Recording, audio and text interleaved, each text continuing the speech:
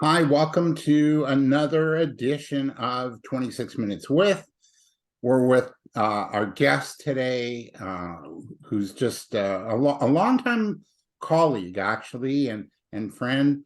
Moy Fung is the executive director at Solid Rock Family Services. She's the founder of You Inspire Me Women Enterprise.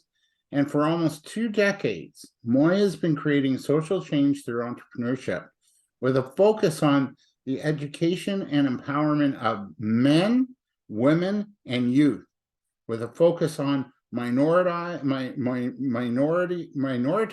whoa, I'll get that right, and marginalized groups of people.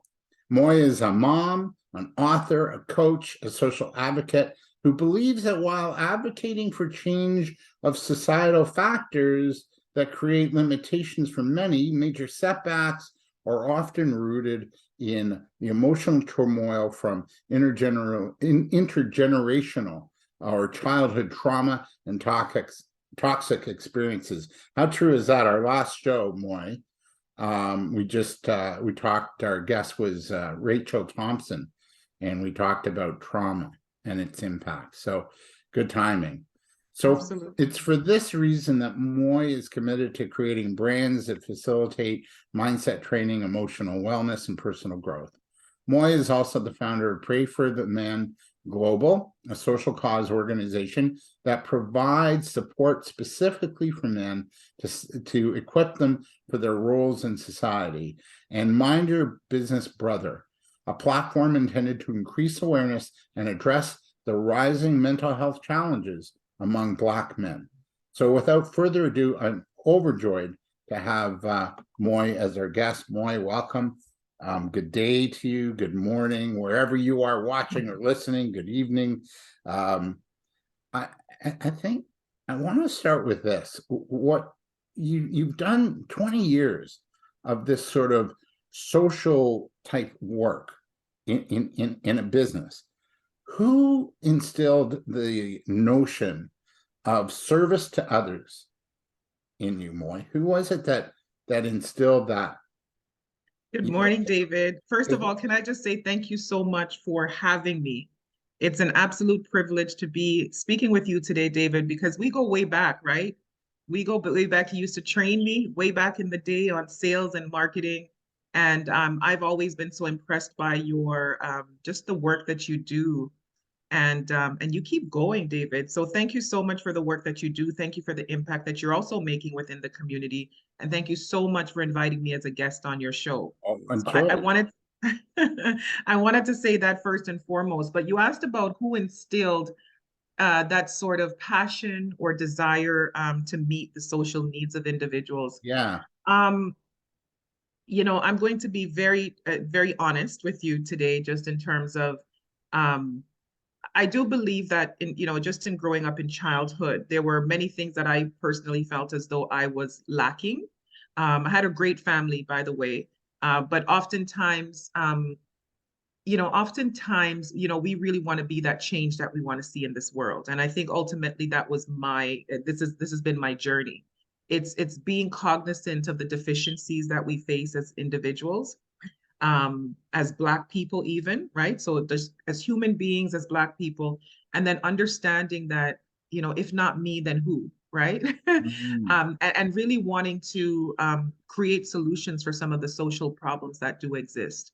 So who instilled? I'm just going to say, in all fairness, I'm just going to give all credit to God. I am a believer in Christ, and I do believe just really having that sensitivity to the needs of individuals, and just my natural makeup in terms of what is innate within me, very empathetic towards individuals, and always wanting to be a solution to the problems that they might face. So you just alluded to it, and that's a nice answer. But you also alluded to your connection with God and Jesus and those spiritual roots. How has having those spiritual connections helped you do the work you're doing now? Oh my goodness, that is what leads the work. That is what compels me to do that work. Um, Understanding that, you know, as believers, we're not merely here just to have church or, you know, just to gather in, whether it be a church building, a synagogue, whatever it might be, that we're not, this is not what, this is not what Jesus came for. He didn't come to have church in a building, you know. So understanding that, and even looking at the life of Jesus, understanding that his ministry was outside of the four walls of that building. And his ministry was really to meet the needs of the most marginalized, right? And minoritized. So he was very big on, if you read even in the New Testament, very big on the widows and the orphans, Mm-hmm. right? Those people who have been sort of, you know, shut out by society, if you want to call it that.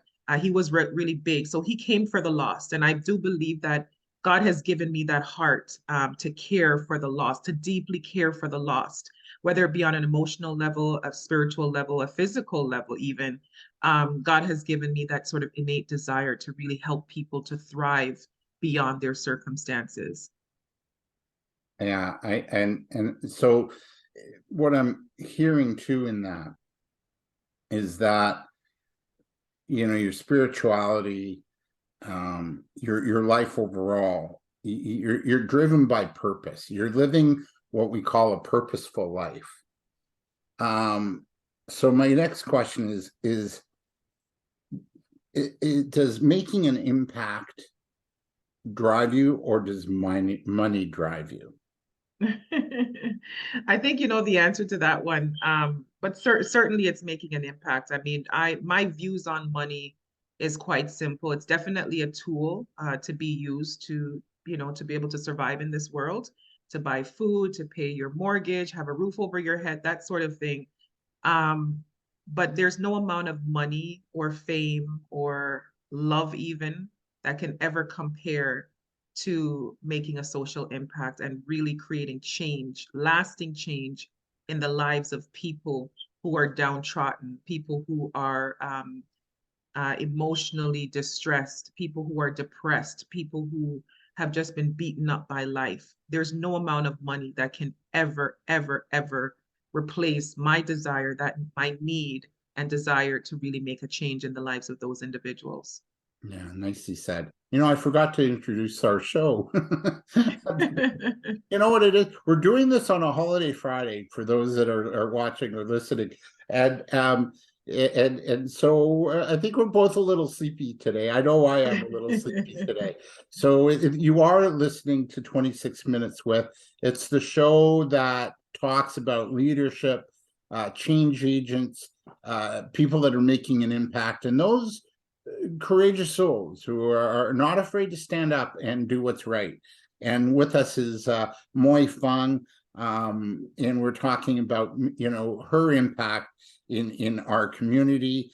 And we talked about then the correlation of, you know, money and or impact, like choose, you know, chocolate or vanilla. So do you see a correlation between when you make an impact and you're focused on making an impact, that, and not worried about the money, but when you're making an impact, you're making a difference, that the money sort of magically shows up? Do you see that in your work? Does that happen? 100%. I think, you know, for me, it all goes down to intention.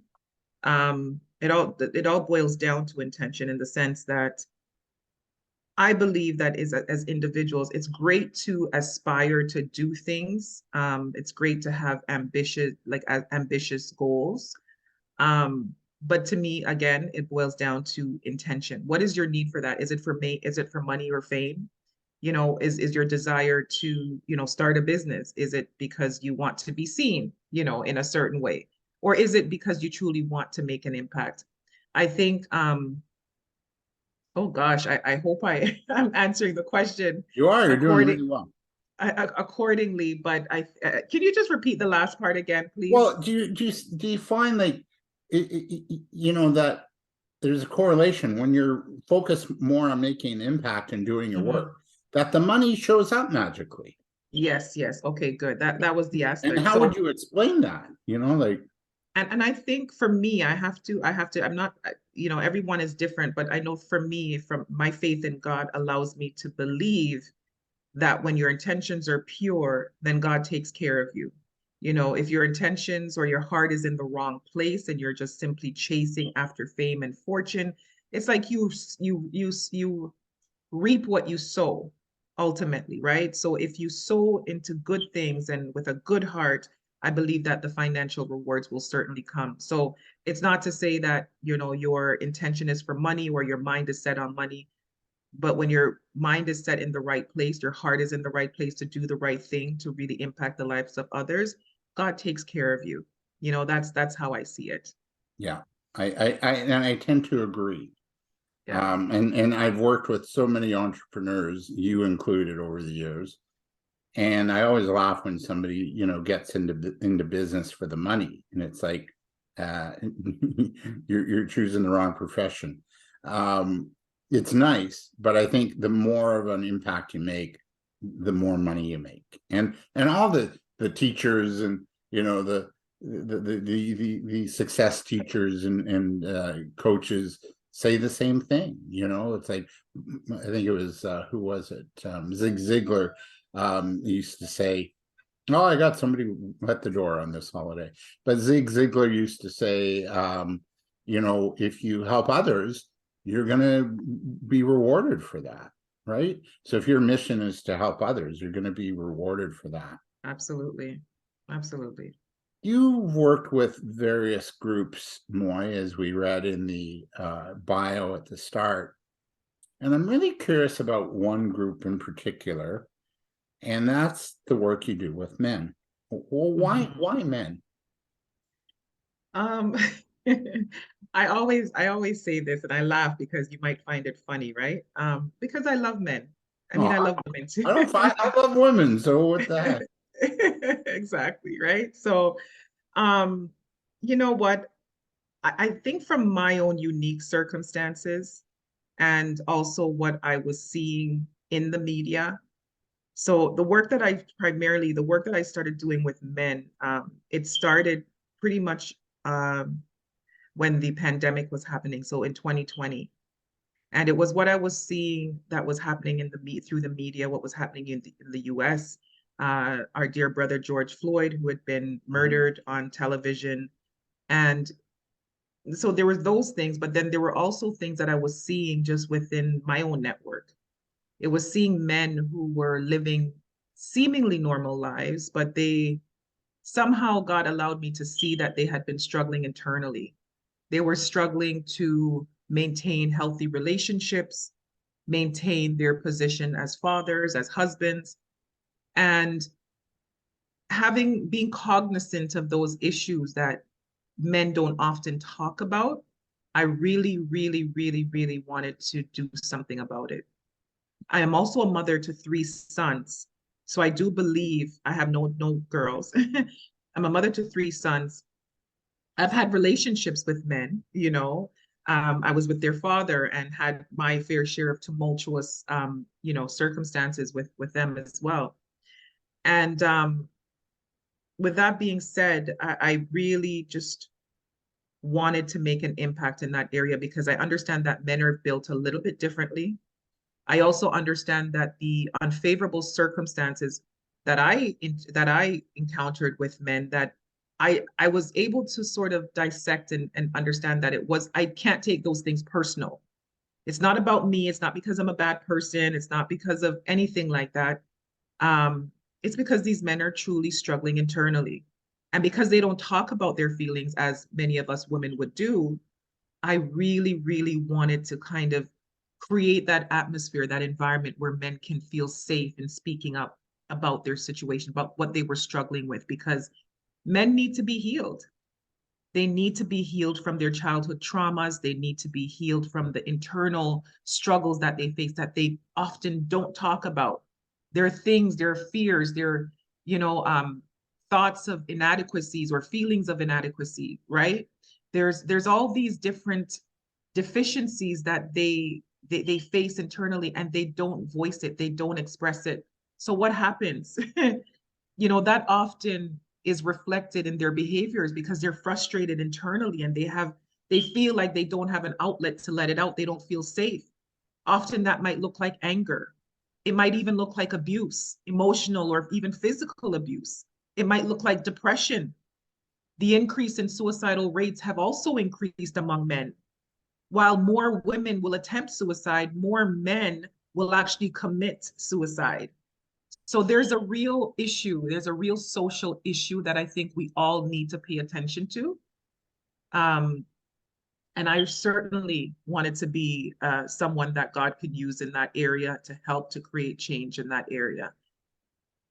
How do they respond to you being a woman doing this kind of work and leading this sort of, social change?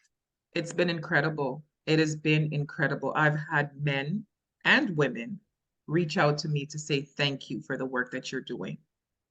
Thank you for taking the lead on something like this because they don't see it anywhere. So I certainly have had men reach out to me and thank me for the work that I'm doing because they too can identify that there's a lack in this area.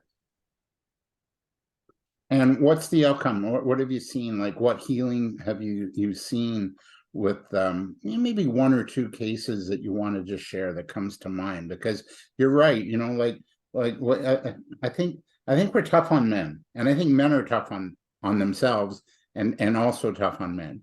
That you have to be rich and muscular and look a certain way, and it's the same thing for women too. I mean, let's not kid ourselves, right?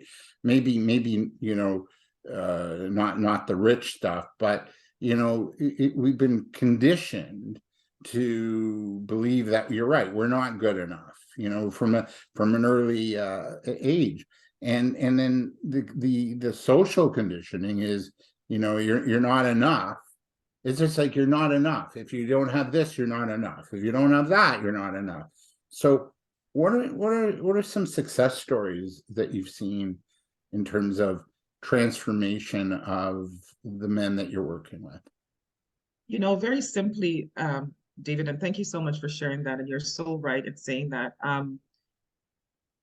I would say, in terms of transformation, I would say just the mere fact that we've had numerous amount of conversations around different topics that impact our men, and just to see the vulnerability of men, the men coming out on a public stage to share some of their own struggles and feeling that sense of safety, feeling safe to share openly and honestly about some struggles that they might face. I think that in itself speaks volumes, because what that does is that begins to dismantle the stigmas around, the men, because like you said, from a very young age, they're taught that they're not good enough, or they need to be, high status, from an income standpoint and so forth. So, and if they don't have that, you can only imagine what a man might feel internally, that lack of inadequacy, that lack of whether it be competency or whatever it might be. So having men come and speak on topics such as those, including even male abuse, there are many males that do get abused, sexual abuse we're Oh talking yeah, about, for right? sure. And otherwise, Yeah. and to have men coming out like that and speaking about some of these issues that they have never spoken about, I think that in itself is something to take note of, and something to celebrate, really, because it shows that more men are opening up, and the more they open up is the more that the closer we can get to helping them to solve some of the issues that they're facing. It's beautiful, and it's amazing work that you're doing, seriously. um the other, so they're okay with you being a woman. I think that to me is really that in and of itself is sort of an impact, because you kind of think like I find like women gather with women. There's women's networking groups, and you even have a woman entrepreneurship initiative, but you don't see men really connecting in the same way. I don't see a lot of men's only networking groups. That's So right. I'm really, I like the fact that you're a woman saying, hey, we get you. And here's an opportunity. Here's an opportunity to heal, to practice self-love and acceptance, and to just to talk Yes. and communicate. Because if we don't, you're right. You alluded to it so beautifully before. What's going to happen? There's going to be abuse. There could be substance abuse, Right. addictions, um, maybe depression, as you mentioned. I think my That's next right. question is, these past 3 years have really opened up a lot. Like, a lot has come out over the past 3 years during the pandemic times, and a lot of stuff. We're hearing every day something new, right? How have the past 3 years impacted, the groups that you're working with, especially like at Solid Rock and with men?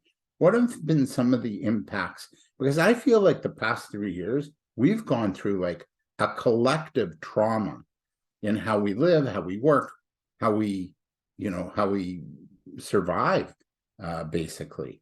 What have you noticed in the past 3 years? And have the past 3 years sort of, I guess, have they thrown salt on the wounds and opened them up even more? Or have the past 3 years also been an opportunity for healing to really start to happen? Hmm. Yeah, no, thank you. Thank you for that question. That's a very good question. I think it's both. I think over the past 3 years with the pandemic and so forth, I think definitely the pandemic has helped to exacerbate a lot of the issues that we were already faced with as human beings, right? And similarly, and with men, if it was a financial issue, a mental health issue, an emotional issue, whatever it might be, I believe the pandemic just helped to magnify those things. Mm-hmm. And in a way, David, I'm going to say this, in a way, it's not necessarily a bad thing. And I'll tell you why I'm saying that. The pandemic truly did trip us up, right? And it happened in such a way that we didn't expect it. It was unexpected. And like I said, it exacerbated the issues that were already there. But oftentimes what we do is, as individuals, is when things are just happening as normal, we just continue to live life in that normalcy. We live life with the wounds all bottled up. We live life with, and we just go about life. We just live life. Yeah, we're in But our comfort zone, right? we're in our comfort zone. Now, I Mm. believe the pandemic helped us to become uncomfortable, in our circumstances, and highlighting, now bringing out some of the things that if you were a married man, let's say, living with your family, then maybe whatever situation was going on inside, those things started to now show themselves. The pandemic didn't cause those things. The pandemic exacerbated, just shone a light on those things that were already existing.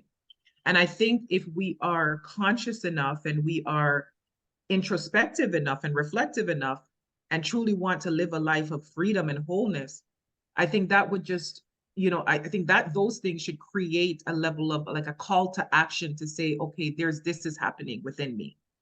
And this is what I need to deal with, in order to become truly whole and healed so that I can live a life where I can thrive as opposed to just merely surviving. Do you understand what I'm Yeah, saying? totally.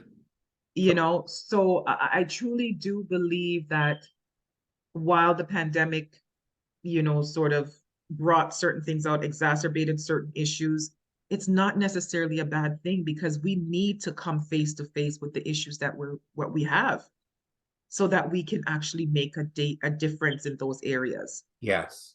And have you noticed then sort of an increase with those that you're working with, men, women, youth? Are they waking up to that they're saying, you know what, I'm feeling uncomfortable, I need to make change?